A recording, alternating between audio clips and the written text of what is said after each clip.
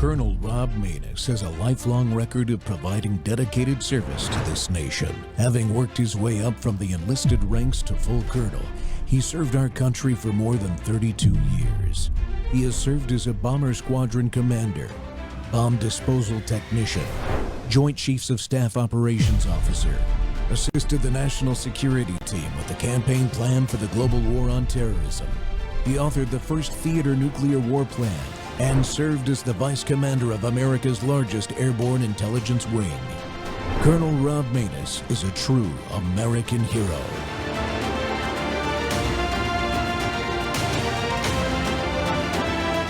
This is Rob Maness Live. The only thing that has truly served as an anchor of the United States of America is that we have been, and by the grace of God, we always will be, a Christian nation.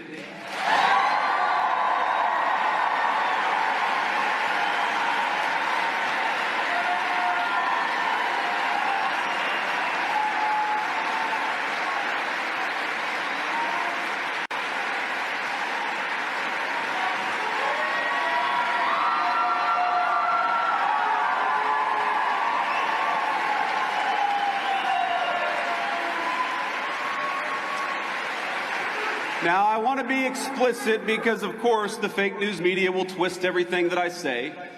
I'm not saying... Do you feel about them the same way I do? I'm not saying you have to be a Christian to be an American. I'm saying something simpler and truer.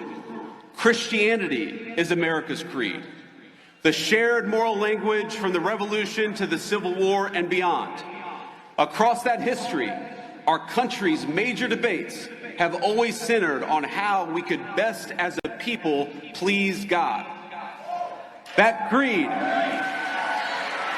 think about it, that creed motivated our understanding of natural law and rights, our sense of duty to one's neighbor, the conviction that the strong must protect the weak, and the belief in individual conscience. Even our famously American idea of religious liberty is a Christian concept.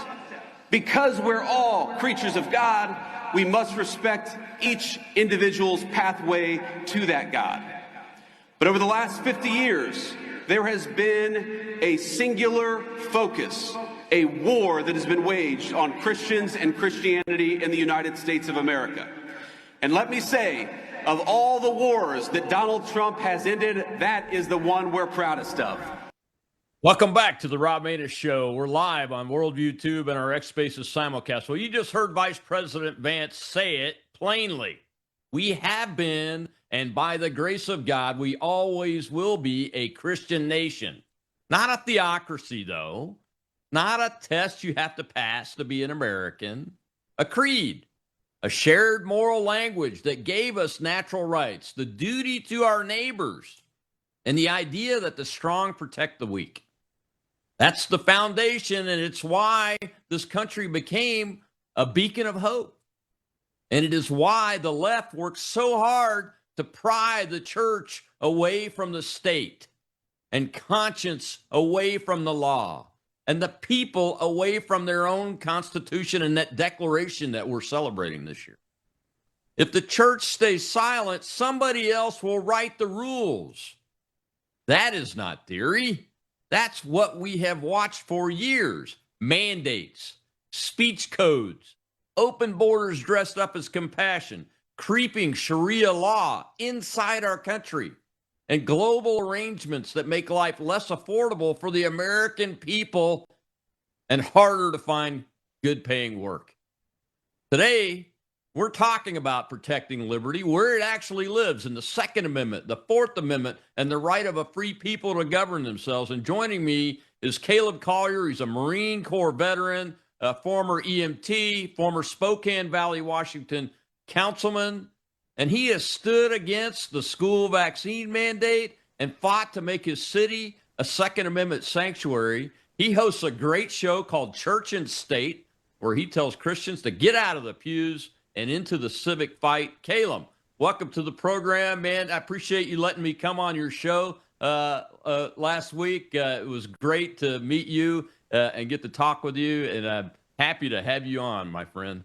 Yeah, it's thrilling to be here. As you said, it was great having you on my show. We had a great conversation there, and I'm looking forward to jumping in here and discussing America and how we have to be a Christian country, as well as these natural rights that God gave us, to include the Second Amendment, the Fourth Amendment, and a whole slew of others.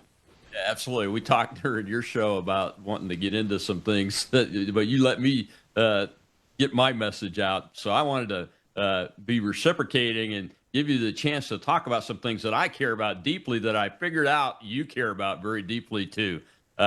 So church and state, just tell people where they can find the podcast real quick. And why did you name it that? Sure. Yeah. The website is churchandstate.media, but you can find us pretty much everywhere. We're even back on YouTube. I got banned because I wouldn't shut up about the vaccine. Had about 100,000 followers, and they killed that. That kind of hurt a little bit, but we're trying to rebuild that. But yeah, go there. And if you fill out that form where you'll get our newsletter, I also personally call every single person who fills that out. So if you want an opportunity to talk with me, I'll call you right there. The reason for the name of the show, initially going back to my city council days, which was it was about a decade ago, actually. And I did those two things that you were talking about. I fought against a vaccine mandate back in 2016. So before it was cool, I was fighting against a vaccine mandate. And then our attorney general, who now unfortunately in Washington State is our governor, he said he was going to ban assault weapons. And I like to use the air quotes, assault weapons, and high capacity magazines. And so my response was to try to turn our city into a Second Amendment sanctuary city. It was kind of tongue-in-cheek. It was during the whole sanctuary cities that the left was throwing around, so I was having a little bit of fun with it.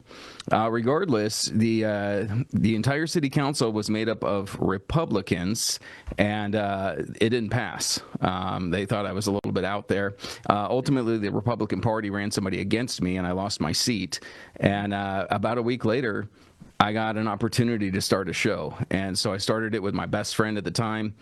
He was a pastor. I'm a politician, church and state. Ultimately, that gentleman had to leave. He went into missions. He's still a great friend of mine, but I've just kept the name because these are the two issues that we have to be talking about, right? They tell you at every dinner conversation, never bring up politics and religion if you want the conversation to go well. That's exactly what we should be talking about. Yeah, I absolutely agree, man. You know, I put a little passage in the first part of my book about a conversation I had with one of my dad's sisters, who is elderly now, that I had at a one of those things you go to after a funeral, and everybody's eating and everything, and I had heard she was mad at me, so I sat down next to her, and she looked at me and said, "Robbie, I am not very happy with you supporting that man." You know who she's talking about. But after I spent 10 minutes talking with her, she said, "All right, I get it. You have my confidence back." But it was because we were sitting at dinner and having a polite conversation about it. You know, you're exactly right. That's where it needs to be. We have to go back to that engagement with people that we've been told by the media, by a lot of these talking heads, that there are our fundamental enemies. And I remind people of this on the show all the time. Look, your Democrat neighbor, they're not your enemy. Pretty much they want the same things you do. They're not these rabid, hardcore leftists that are out in the streets. I'm in Washington State. We're dealing with a lot of Antifa, right? They're not, your neighbor isn't that person typically. Go and have that conversation. See what you can agree on. I mean, myself, I'm a libertarian. I'm not a Republican. I'm not a Democrat. So I'm used to having these types of conversations with people because I'm an outlier. That's exactly why I wanted to have you on, But really, you're not an outlier. It's called Americanism. That's what I call it. A friend of mine wrote a whole book about it before he passed away and introduced me to it. And that's what Americanism is. We're not partisan. We're not Republican or Democrat. We look at the what's laid out in the Declaration of Independence that resulted in that Constitution eventually by a lot of the smart people that wrote the Declaration and were involved in that. And we see it for what it is. It's not a political party. It is an American concept that's not ideological. It is religious in the sense that We believe, at least I do anyway, believe that we did have divine providence that led to that outcome of everything from 1770s up to the end of the War for Independence and the American Revolution and everything, and the successes of that, and then to the Constitution itself. But none of that is partisan. It's all American. Yeah, I would completely agree with that. And you have to understand that this divisiveness is engineered, and they've been doing it for a very long time. They've separated us over color, right? You're black, I'm white. We're not going to get along. We're different over the sexes, over wages. I mean, they keep doing this to us. And why do they do that? Because they want a separation here, right? But they don't want us to focus on the top, because the reality is there's an elite group of individuals who are not American, who do not love this country. Maybe they reside in America, but they want globalism. They want an oligarchy is basically what they want to have in the United States, and you can see it plainly with their actions and the legislation that they're able to pass. But that's the true enemy. They want to keep us divided over these trivial things. Yeah, one of the reasons why I supported J.D. Vance when he was running for Senate, even in the Republican primary in Ohio, was because of his stance against globalism. Even though he had come out of the venture capital world, he saw globalism for what it was, which was destroying our manufacturing base. He lived right there in the Rust Belt in Ohio. He saw it. He grew up in it, in the destruction of all those great jobs. But not just that, the capability that globalism has destroyed, both from a manufacturing perspective, from an economic perspective that transcends even our manufacturing base, and the ability for Americans to even get jobs. I mean, the H-1B program is a globalist program. I ran into a friend of mine that works for an insurance company, and she said, "Yeah, the president of our country is an H-1B visa." Why? Yeah, why are we doing that to ourselves? It's all part of the destabilization process, and we were warned about this a long time ago.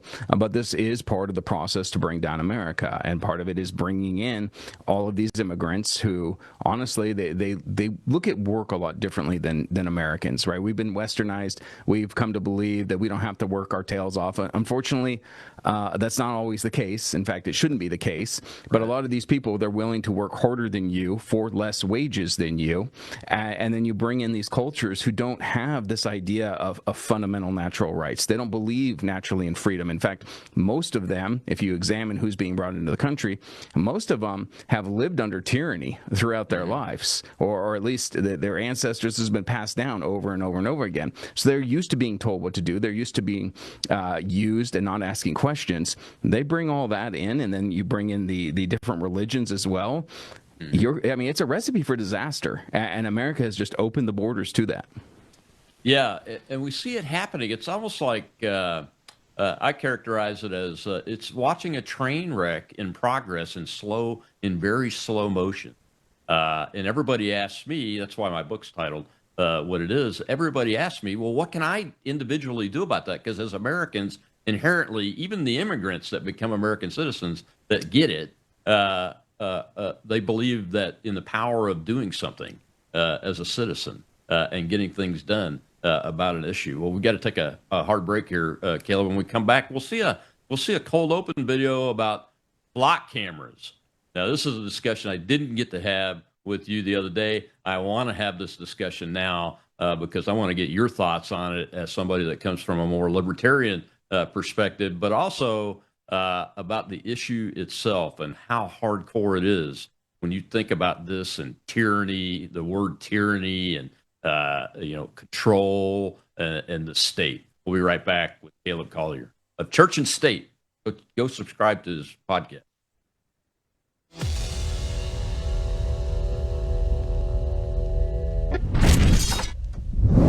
At a certain age, you stop chasing younger. You start protecting what helps you feel steady, strong, and well.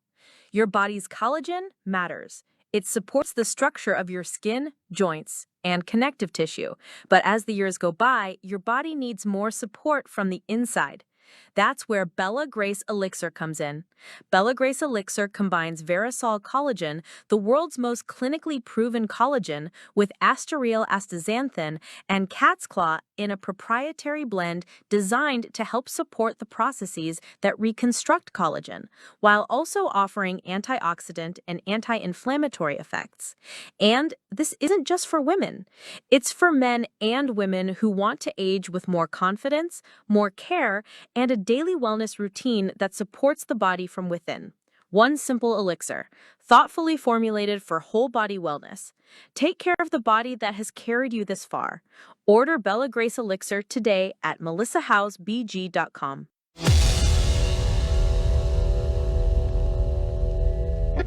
Governor, what is your response to concerns surrounding flock cameras and the Utah Civic Compact's message encouraging lawmakers to address out-of-state agencies making a large amount of requests to Utah flock cameras with no systems to verify if those searches adhere to Utah law? Yeah, deeply troubled and share those same concerns. There's been stories now coming from agencies across the United States where law enforcement individuals have accessed those cameras for personal reasons, for reasons outside of the law enforcement chain.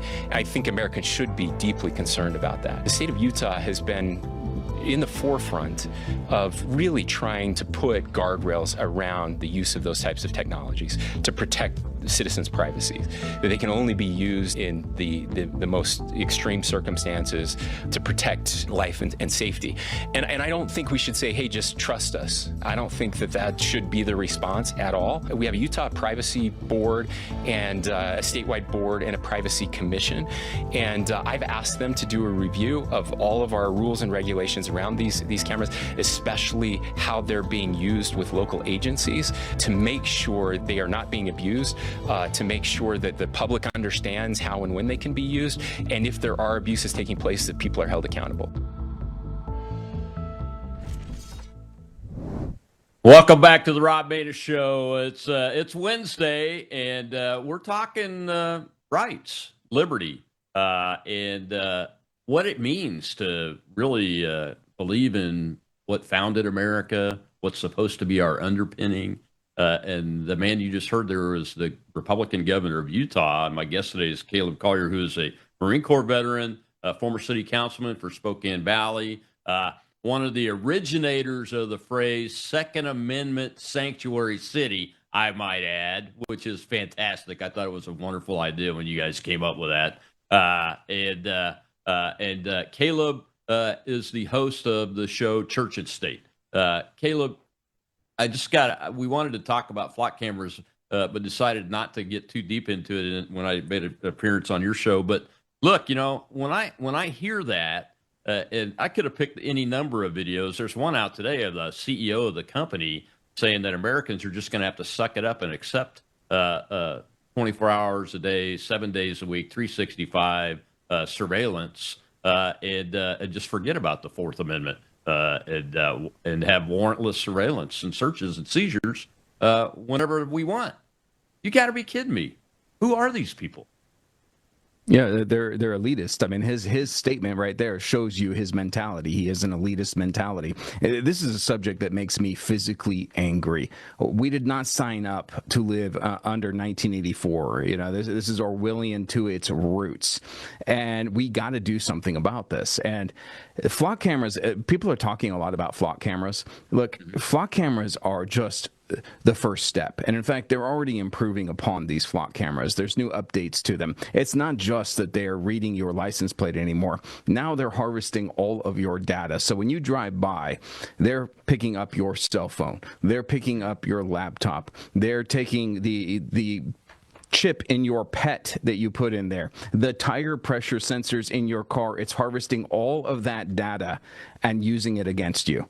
We should, as Americans, this should be a moment where we rise up and we say, no, we are not living under this, and we are taking this system out because it's rotten to its core. And I'm not one that advocates for, cutting these things down, engaging in vandalism. All right, that's not at all what I'm saying. But there are some certain things that you can do. I saw an individual who had a great plan, just spreading bird feed all around where these flock cameras are, because then the birds are going to flock to it.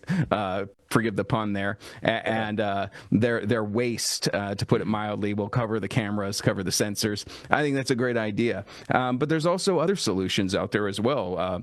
I also work for a company called Mark37.com. We sell ghost phones and ghost laptops. All right, we sell phones that are using Graphene OS as the operating system, and computers that are using Linux as their operating system. This means that I have a phone that doesn't spy on me, that they can't harvest that data off of that. So there are solutions. They're cheap, they're affordable, but Americans just need to get out of the matrix of, well, I love my iPhone because it works so great.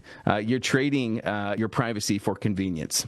Yeah, one of the jobs that I've held was as the commander of Kirtland Air Force Base before I retired from the military. I had a law enforcement and security force of 630 men and women. I would have been very pleased to have a flock system on that installation. It was 53,000 acres, and I was constantly, the thing that kept me up at night was people penetrating the perimeter that were our adversaries, like spies, terrorists, those kind of things.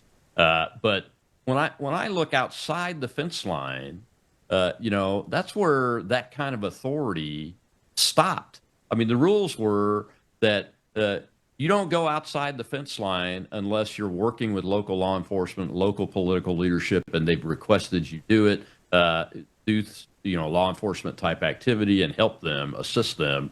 Unless there's one thing, and that was hot pursuit of nuclear weapons. I mean, you're a base commander in the U.S. military. That's the only thing you can go hot pursuit after, is that, at least back in those days, which wasn't too long ago, and should be that way. There's a big difference between being able to command the entire country as a military installation versus a civilian society that believes in freedom. It's crazy. It truly is. And people are waking up to this. There is some opposition to the flock cameras and the data centers, but unfortunately, they steer this conversation in the direction that they want. And the reality is data centers have been a part of our history, our most recent history, for quite some time. We're just now getting upset. And we're getting upset specifically about these massive AI data centers. But if they were just operating as a tool, that would be another conversation entirely. The reality is they're tracking everything that you're doing. They're storing everything that you're doing. And I have bad news for you, ladies and gentlemen. This thing in my hand, this cell phone, that's a data center. And you carry it in your pocket every single day. Are you upset about that enough to do something about it? Yeah. I'm glad you brought that up. The reason I chose the Utah governor clip there is because a friend of mine used to be one of the congressmen there, Chris Stewart. We flew together in B-1s. Chris was a big advocate for one of the first large data centers in America, and they got it built in Utah. But the important thing is this was a long time ago, more than 10 years ago, if I remember correctly. And the debate that we were bringing up was the reason it was being created was because the law was being passed at the federal level that said that the metadata from all the phones and everything could be collected. You remember that big debate and everything? I do. Well, that data center was built out in Utah. That's why I picked the governor of Utah's clip to do that, to have this discussion.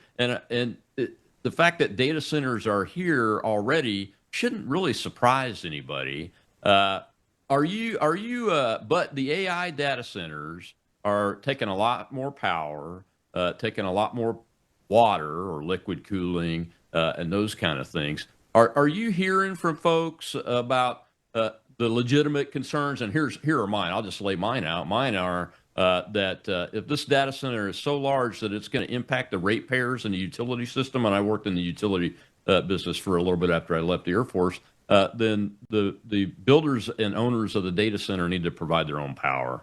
And I would prefer small modular reactors, nuclear or micro reactors for nuclear power, so they could give power back to the grid, by the way, and reduce rates even more. But also they have to provide their own water, and they're responsible for any cleanup, security, and the taxpayers shouldn't have to bear that burden.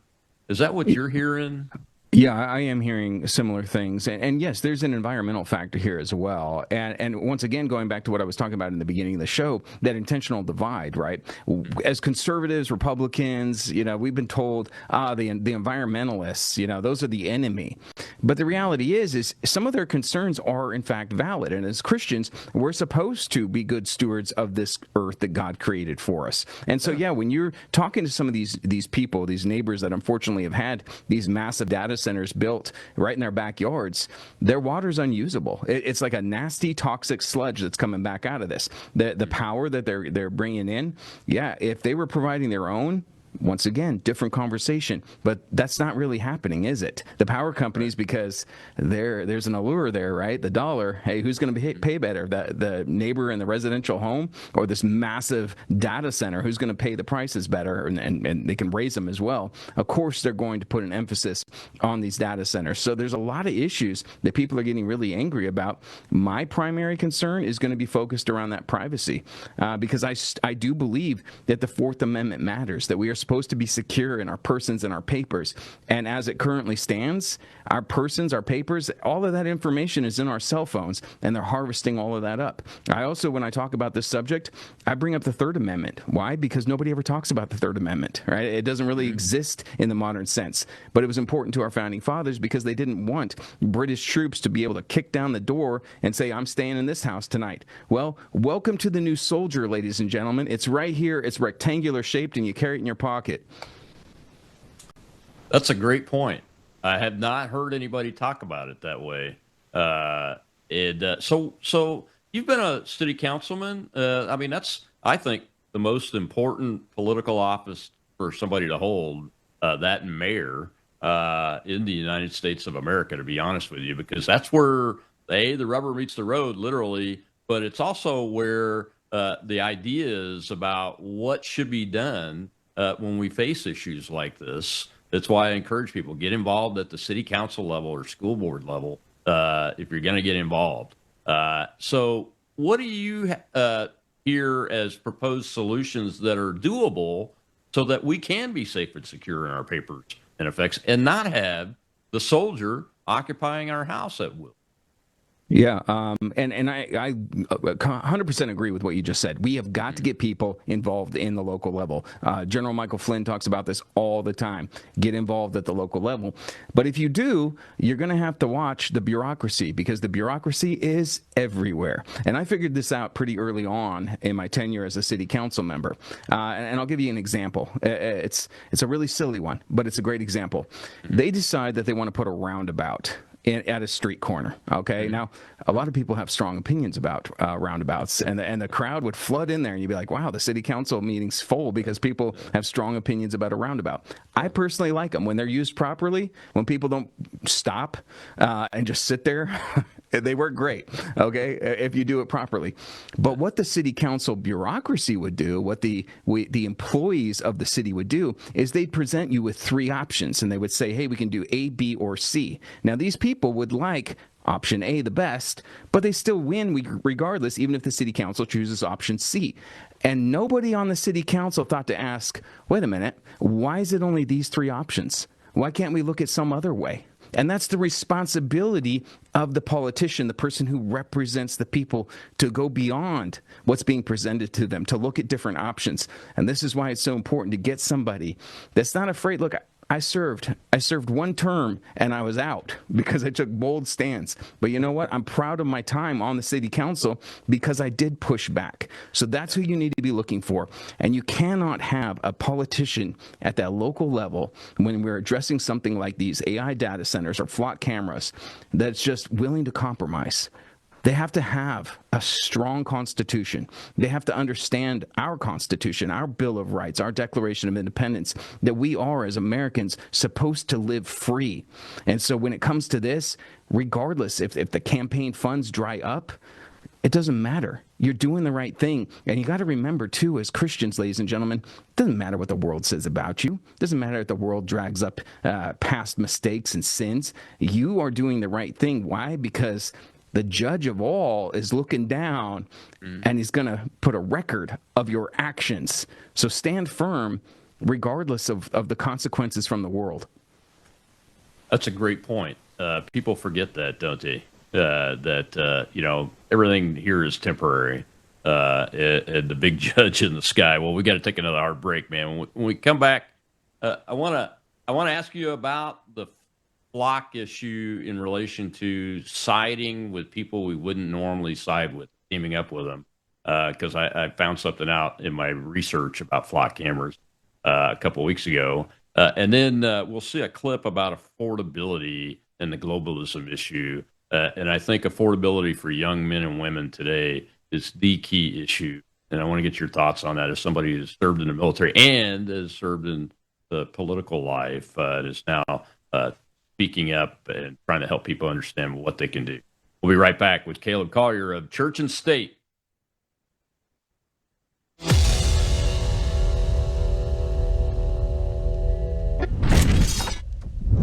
Take a look at the water you just poured. It looks clean. It tastes fine. But what's really in it? Lead, fluoride, arsenic, chlorine, pesticides, PFAS forever chemicals, pharmaceutical residues, and bacteria. Every single day, these toxins flow straight from your tap into your glass, into your family. It's time for Sentry H2O from Worldview Water.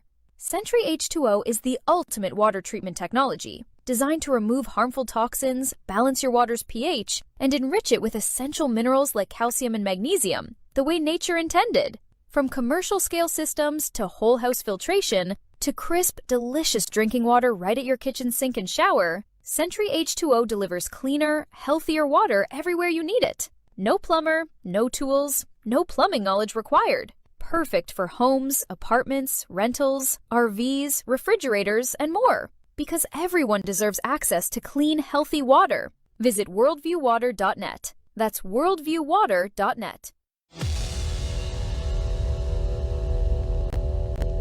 But to me, it's fundamentally about the dignity of the human person. The economy is a tool to service the dignity of the human person. If a set of economic policies make it easier for a person to raise a family, to earn a living wage, to give back to their community, to maybe go to church on Sunday, or to actually spend some leisure time building the kind of life that matters, like that is the sort of thing that we want to be supportive of. Now, obviously, to do those things, you do need economic development. Yeah. But if you turn economic development into a sort of idol, then you end up sacrificing a lot of the things that matter most. And I do think that, for our friends who are sort of on the more laissez-faire side of the American right, in hindsight, part of why Milton Friedman's ideas made more sense in the 1980s is because they were being advocated in a country that still had a very rich and powerful institutional Christianity. And so, being laissez-faire in a world where there are Christian guardrails on everything is a much different proposition than being laissez-faire in a world where globalized liberalism has become the sort of status quo of American elites.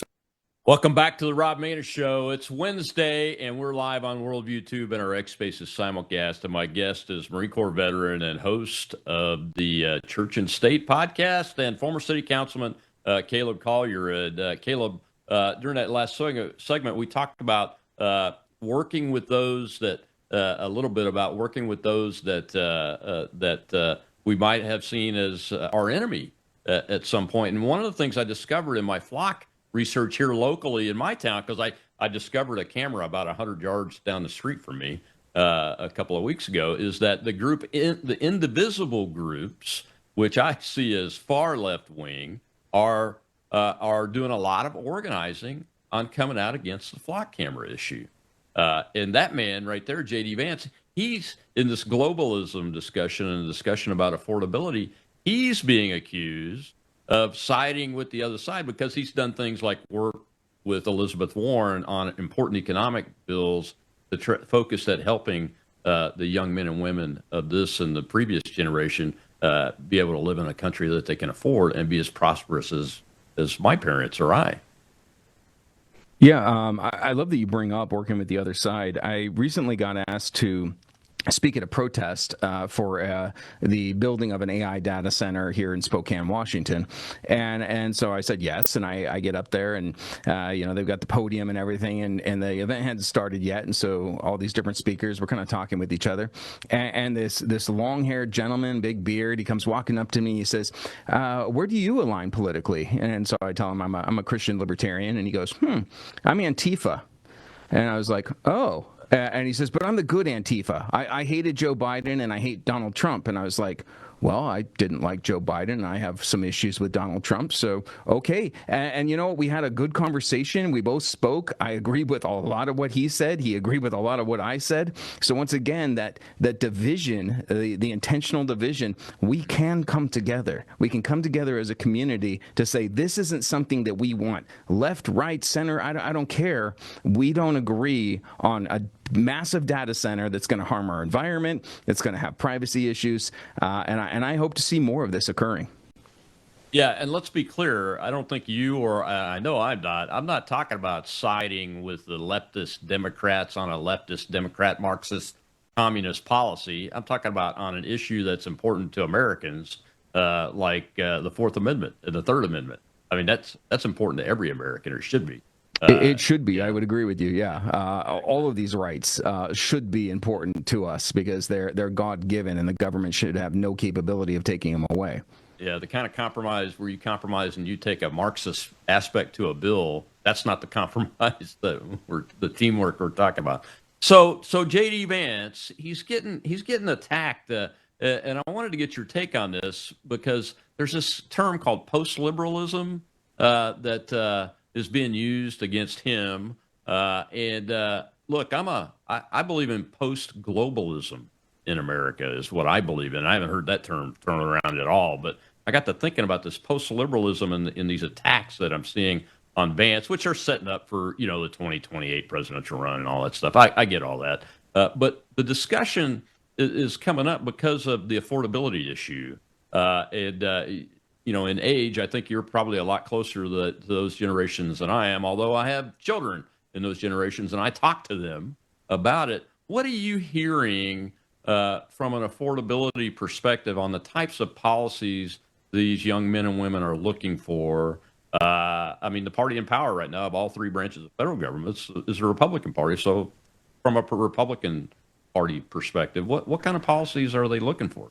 Yeah, the younger generation is a really interesting one, and I'm 48, so I'm looking towards the generation coming up, the 20-year-olds that are really frustrated by what's going on economically in this country, and they're feeling disillusioned with the political systems, and if we can use that to actually bring about positive change, then that would be a positive thing. That'd be a good thing for us. But what you're seeing currently within the Democrats is a war between the establishment and the DSA. And a lot of the younger generations are really starting to embrace this idea of socialism as a great equalizer. Now, obviously, you and I would think that's the wrong path. And that's going to lead to a path of, you might all have the exact same things, but you're going to be poverty-stricken. You're going to live in government housing where the color is concrete. That's all you get to see. Yes, exactly. Yeah. Within the Republican circles, you are seeing there's some disillusionment. Obviously, there had been with the establishment Republican Party. Then MAGA came around, but you are starting to see a lot of people that are disillusioned with MAGA, and it's stemming from a few things. Number one, the Epstein files. We're frustrated by this. We got lied to. We were told that this was going to come out, that these individuals at high levels who were raping, torturing, murdering, maybe even cannibalizing some of these kids on some of these locations, that was going to be revealed and we were going to see justice, and it didn't occur. We're seeing ourselves engaged again in another foreign war, which is very frustrating. Obviously, as a libertarian, I'm really tired of endless wars, so there's a frustration there. And then $40 trillion in debt as a country. This is ridiculous. This is ludicrous. And you can't throw it all on Trump. You can't throw it all on Biden. It's presidents down the line. You can go considerably back in our history and see president after president that has contributed to this national debt that we'll never be able to pay off. And so when I look at the younger generations, I understand their frustration. they can't roll up their sleeves and work harder to be able to afford a home. That's not a possibility anymore. And in fact, it's kind of antiquated thinking to believe that. With what is going at or coming at them right now, they may never be able to afford home ownership. So if we really want to see some changes, well, a great start. Let's end the Fed. Sorry to sound like Ron Paul, but if I'm accused of that, hey, thank you very much. But end the Fed. Let's kill this thing because it's not federal. It's not a banking system. It's designed to keep us enslaved. We got to kill that. We got to get back on a standard, some type of a standard. Right now we have a fiat currency that is only worth as much because people still have faith in it, but that's starting to die off. So I don't know if that's a gold standard, a silver standard, but there's got to be some kind of a standard to our money policies. And then start just hacking away at so many of these government institutions, these bureaucracies that make it absolutely impossible for Americans to live free. Yeah, I mean that's you rattled off a lot of the things that I was hoping to see from the Trump administration. I'm still holding out that this conflict that we're in with the Iranians is ending and not an endless war policy, because I ran on ending endless war policy and voted for Trump the second time and the first time on ending endless war policy, like many of you guys did too. But that I brought up the H-1B visa issue. I mean, if you are bringing in hundreds of thousands, maybe even millions of H-1Bs into this country, let's set aside the religious aspect to it, the cultural aspect to it, even the work ethic aspect to it.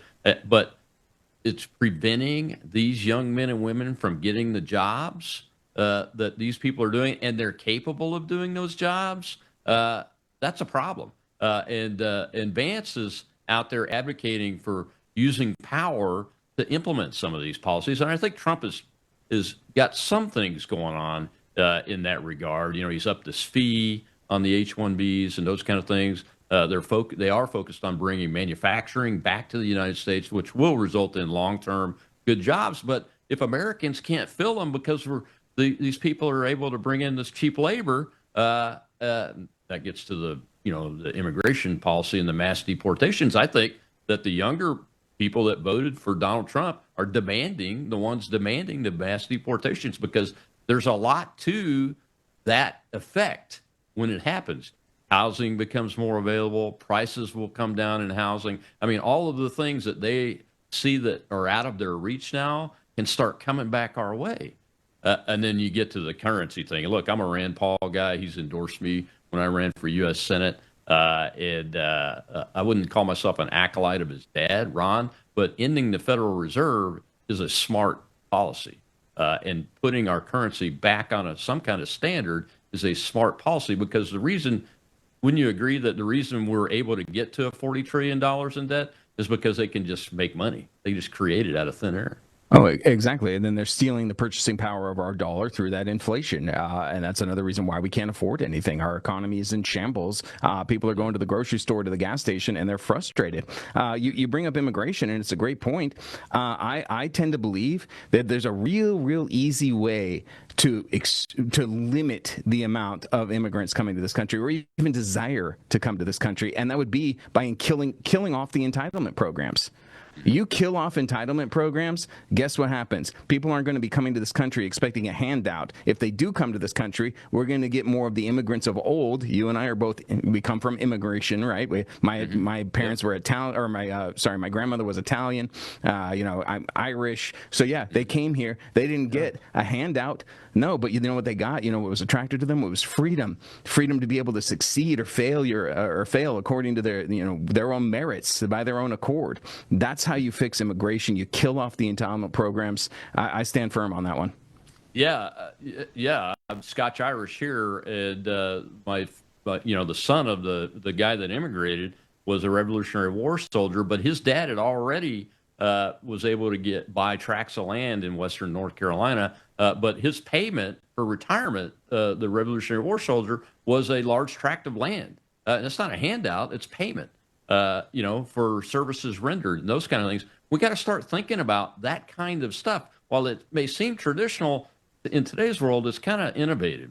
And we need people like this, like Vance, in my opinion. I support JD. I've been open about that, and I'm going to support him if he runs for president too, because he's willing to take a look at policies and put the maybe set aside some of the things that on the Republican side that have led to this, like people that want amnesty for illegal and bringing in all the cheap labor for the corporations and all that.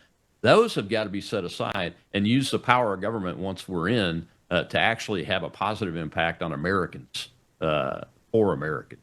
We'll be right back. I would agree. We'll be right back, Caleb. Got to take one last hard break. Oh, sorry. Go ahead. That's all right. We'll be right back on the Rob Maness Show.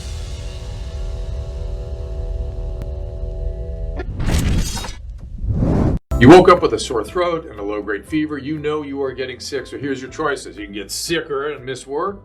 Try to see a doctor this week or sit hours in a crowded waiting room at urgent care. I have a smarter option for you. Open your medical emergency kit. Match your symptoms to doctor-recommended prescription in your booklet and take the right meds now and get well faster. This is not a first aid kit. It's like having an urgent care in your home. It includes doctor-prescribed medications to treat over 39 medical issues like respiratory infections, strep throat, pneumonia, UTIs, and more. No waiting to see the doctor and no standing in line at the pharmacy. It's right here. Every home should have at least one medical emergency kit, and here's how to order. Go to worldviewhealthcare.com. Your kit to treat dozens of common and serious illnesses is rushed to your door. worldviewhealthcare.com. That's worldviewhealthcare.com. The emergency kit available at worldviewhealthcare.com. Make sure you don't have to go to urgent care. I got pneumonia. I didn't have to go. I took this last year. Stayed at home. Went to bed.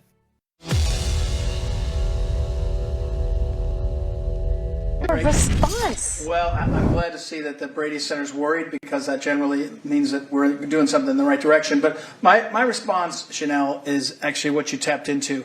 There are people across the country that feel this. They want back their Second Amendment rights. They want to hunt, but not even they want to hunt. They want to protect themselves. I had someone get in touch with us, said he feels threatened based on where he works and he wanted his protection. So it's wonderful, because the Second Amendment is fundamental. You know, you mentioned Todd Blanche. Todd Blanche was the Deputy Attorney General, my immediate boss, for the past year plus, and he was the one that was driving us. It took us a long time to get through all the regs and all the rules to get this thing set up. But it's great. I mean, look, it's an application process. So people come and say, just like your example, and say, hey, this is who I am, this is what I'm about. Why wouldn't we be saying, as to a fundamental right, the Second Amendment, it's not a second-class right. It's the Second Amendment, and it's fundamental. So it's going to be really great. I quibble with the pros that tell me how many people are going to come. There's 30 million people in this country that have a disability on their Second Amendment rights, meaning a conviction or other charge.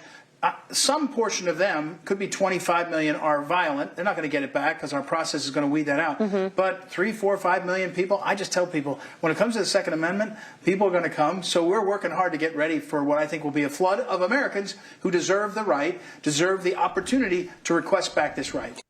Welcome back to the Rob Maness Show. We're live on Worldview Tube and our X Spaces simulcast, and my guest today is Caleb Collier, a Marine Corps veteran, former city councilman from Spokane Valley, Washington, EMT, and host of the Church and State Show. And Caleb, you were one of the originators of the Second Amendment sanctuary city concept, so I can't let the show end without talking about headway, I think, in a positive direction that we may be making. And I'm nuancing it because, you know, even a guy that likes to see things in black and white, sometimes I gotta admit reality, and it's hard to change a bureaucracy, especially bureaucracies like the Department of Justice, the ATF, the Pentagon, and those kind of things. But that was Ed Martin there of this administration talking in recent days about how they were implementing a program to give people their Second Amendment rights back that may have been convicted of a crime. I think it is that situation. But we've also seen that the ATF's rulemaking, making rule into law seems to be dialing back. Harmeet Dillon has created a section inside the Attorney General's office specifically looking at protecting Second Amendment rights. It's almost as if the federal government is treating the Second Amendment right as a civil right again, which is what it is anyway. Yeah, I'm going to be, I might disagree with you and perhaps that clip a little bit on this one. My personal belief on rights is I don't allow a government to grant me rights. Right. I take my rights because God gave those rights to me. And so when I see, this bureaucrat on the camera saying, hey, we're reestablishing the Second Amendment for certain people, I disagree with that premise just entirely. Like, we have a God-given right to have firearms, or swords back in the day, or whatever it was. And the government doesn't have that ability to take those things away from us. And so I get really frustrated by this one because I think everybody should have a gun. People tend to look at movies and they see the Wild Wild West where there was a shootout basically on every corner. That wasn't the case. Okay, that's Hollywood. The reality when the West was being won, everybody had a gun, and there wasn't all these murders going on all over the place. Obviously, nobody would have gone over to the West if it was complete anarchy and you could get shot for pretty much anything.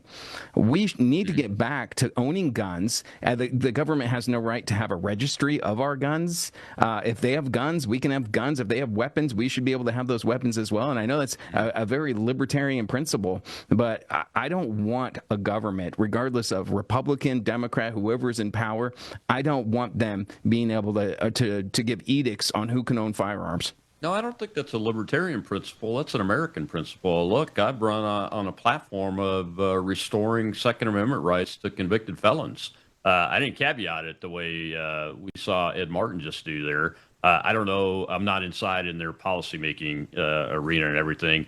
I'm glad to see some turnaround, but I don't disagree with you on that. I think everybody ought to have guns, and I think that may be our military mindset, that background that we've had. Because while I'm sounding the warning about Sharia law and those kind of things, I'm also solid in the knowledge that there will be American fighters with arms to fight back if it ends up happening that way. I would prefer that not to happen, and I don't advocate for it. But that's what the whole reason behind the Second Amendment is: to support and defend the Constitution against all enemies, foreign and domestic.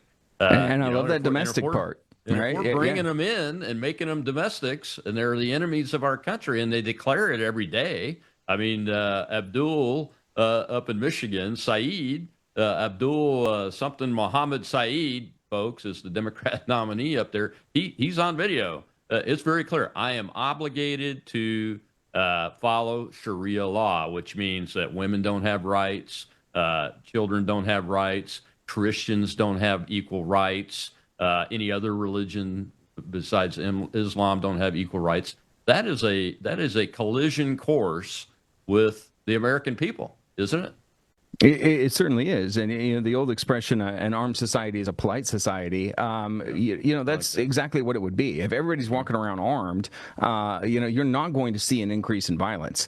Typically, people who own firearms are the best educated. They understand firearms. They're not out there waving them around, pointing at people. I mean, we're both military. If you had a soldier or something, pointing a rifle at people, I'm pretty sure they get scooped up and punished severely over something like that. It's not that, and the Second Amendment is not about hunting. He brought up hunting, right, or protection. It's not about that. It's the Founding Fathers wrote in the Second Amendment because they didn't want a tyrannical government to ever form on our soil again, and the people being armed was the check right there that we can replace the government. Because going back to the Declaration of Independence, if a government ever becomes one that violates our liberties, then it's not only the right, but it's our duty to replace them with a government system that will honor our rights. So that's the purpose of the Second Amendment, and we need to remember that, and we need to start exercising it. Yeah, and the phrase well-regulated militia is talking about the discipline that you just talked about, not necessarily that we learned in the military. Look, I started carrying firearms when I was less than 10 years old, and we were taught by our relatives in Tennessee very, very early the right way and the wrong way to use a firearm, because they're intended to kill, whether you're hunting, killing squirrels and rabbits or deer, or whether you're killing human beings because you're protecting your country. And I think that's what that phrase really means. And then you nailed it right there, that the people are that militia. I think we need to get back to that too, don't you? Because we passed several laws over the last 250 years that have mitigated really the people as the militia, the check that we all know is supposed to be there on tyrannical government, and replaced it with like the National Guard, active duty military, those kind of things, and kind of made the word militia a bad word. I've always disagreed with doing that. How can we do that? I agree 100% with you. We need to go back to militias. I'm going to say something that's going to anger my Army veteran friends, but the Founding Fathers did not like a standing army. They wanted, as you just said, a well-regulated militia, which was all of us. If you read the Constitution, there's a Department of the Navy, and as a Marine, I feel really good about that, right? So we're okay here. But the standing army, we weren't supposed to have. We were supposed to have a well-regulated militia that at a moment's notice could go and defend American interests. But the problem with having a standing army is eventually you're going to look to use it. And I think we've been doing that a lot. Yeah, mostly outside of the United States, but at some point it may be turned against us if things go the wrong way. I think that's why it's very important for us as citizens to work as hard as we can to get our government back to that constitutional government that it was intended to, and away from this behemoth. And it comes down to money, doesn't it? It comes down to funding. Well, we got one question in the live audience. Let's take that before we get to the end of the show. Go ahead, Shell. Very quick question. We have Liz, sir. Semper Fi. Sir, I'm also a Marine, and I wanted to know, are you on X or Facebook or anything that we could follow you and get all your information and things that you put out there? Yeah, Semper Fi to you as well. It's always great to talk to a fellow Marine. We're a rare breed. Americans love us. We look good in our dress blues. I'll say that. But yeah, you can follow me on X at One Church and State. You can find me on Facebook, Church and State 1776. I think Instagram's the same one. Pretty much, I'm all over social medias. If you go to churchandstate.media, there's a drop down where it has every link to where you can follow us, all the different social medias. Yeah, fantastic. I appreciate it, Caleb. Thank you so much for coming on. I guess I wanted to give you a couple minutes to talk to folks about if they're considering getting active or running for city council or school board. What are the things that you learned in your experience doing that, and how did you use your background of being a Marine Corps veteran and an EMT and those kind of things? Yeah, that's a great question. Thank you. Fundamentally, I hate bullies. I hated them when I was a kid, and I hate them now. And unfortunately, a lot of those bullies that would take your lunch money as a kid are now working in government. So be aware of that. That's who you're fighting. That's who you're coming up against. If you decide to take the plunge, start getting involved. And number one, you are not going to walk in there as an idealist and get elected to really anything. That's almost impossible. Even at the local level, there are some hoops that you got to jump through. There's some games that you got to play. So you got to start getting involved. Get involved with your local Republican Party. And just so you know, that's going to be a fight. There's going to be establishment. There's going to be moderates. There's going to be more people on the liberty side. Find the people that are on the liberty side of things and start partnering with them. Start working on things together. Go, and I guarantee you every single city has events that you can go and be a part of, that you can go volunteer for. There's groups like the John Birch Society that's going to have chapter meetings all over this country. There's TPUSA chapters that you can go and meet and find like-minded individuals. So go and find those organizations and start partnering with them. Start making your name be known, and then start talking with people. Hey, I'd like to do something like this. I'd like to run for city council. I'd like to get on the school board. You got to get some support, because even if the money is against you, even if the establishment and all that they bring to the table is opposed to you, you get enough of a grassroots movement. You get enough people that are willing to go knock on doors. That's one of the biggest things that you need to be doing if you're running for political office, is get a big base of people that'll hand out your flyers, knock on doors, talk to people. You can win. And then at that point, ladies and gentlemen, look, you have a standard. You have a true north. Don't deviate from that. Okay? Even if you're a one-term politician like me, you're going to make your mark. You're going to make a difference. Yeah, you absolutely are. And the real war is going to be won at the local and state level, in my opinion. While I've run for federal office, I've also run for local and state office. And I'm active in my Republican Party on the executive committee here in Harrison County. And you're absolutely right, Caleb. I'm glad you said that. There's going to be all kinds of people in there. Find the people that you can ally with on the big things, and that can set you up for success. Sets the team up. Thanks, my friend. I appreciate it. Loved having you on. Hope to do it again sometime. And keep up the fight. Oh, thank you. It was a pleasure being on. God bless you. All right, folks. So go subscribe to him at Church and State on YouTube. He got creamed by the YouTube Nazis like a lot of the rest of us did. So make sure you go subscribe to him and take care of him. Tomorrow, Mark Scaringi is my guest. Another great host of a great show. First time guest with us tomorrow. I'm excited to get to interview Mark. We'll see you then on Truth Thursday.